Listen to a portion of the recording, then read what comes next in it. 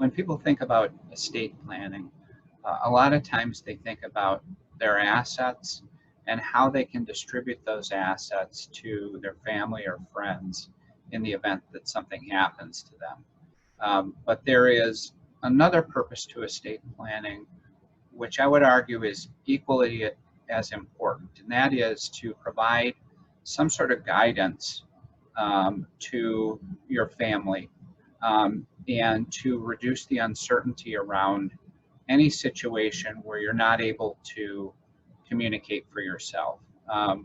What that does ultimately is reduces the potential for interfamily conflict, and those are things that you can get started on right now. These documents can have an effect on that and reduce the likelihood that you're going to have two different people close to you arguing over what happens in any given situation. So some examples of how these documents can help you at any point. One of the documents that typically gets set up as part of this process is called a healthcare power of attorney.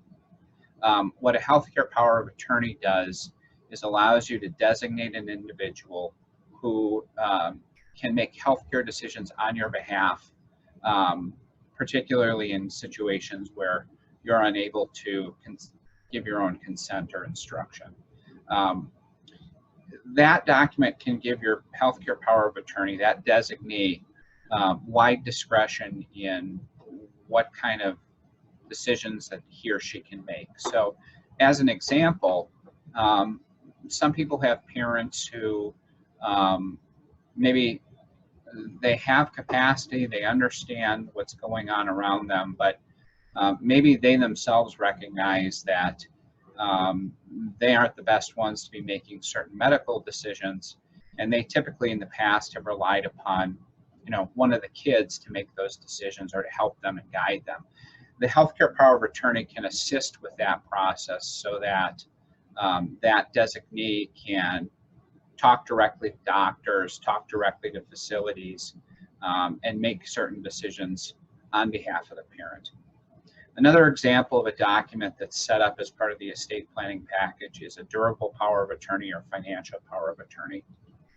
What this document does is allows one spouse or one designee to make financial decisions or step into the shoes of the other spouse.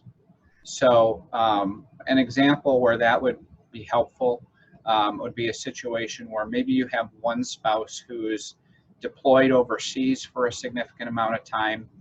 The spouse that is still here in the United States maybe needs to refinance a mortgage or take out some other type of loan where typically you'd have to have signatures of both spouses.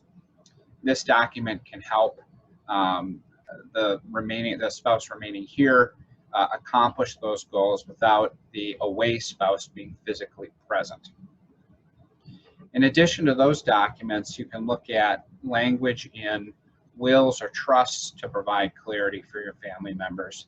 An example of something that you might put in a will may be burial instructions. Now, that's not something that necessarily helps you today, but in the event that you start suffering from some type of protracted illness, it'll at least provide guidance to your family up front as to what your desires are so that they can step in and start making arrangements, even if you can't communicate with them what you want those arrangements to be. And finally, if you set up a trust, that has the benefit, if properly communicated, in trying to direct the activity or actions of beneficiaries under the trust if they want the trust funds distributed at some point. And I'll give you an example of one. Let's say grandma sets up a trust for the grandkids, and in order for the grandkids to receive a distribution, grandkid has to graduate from either a four-year college or some sort of tech school or trade school.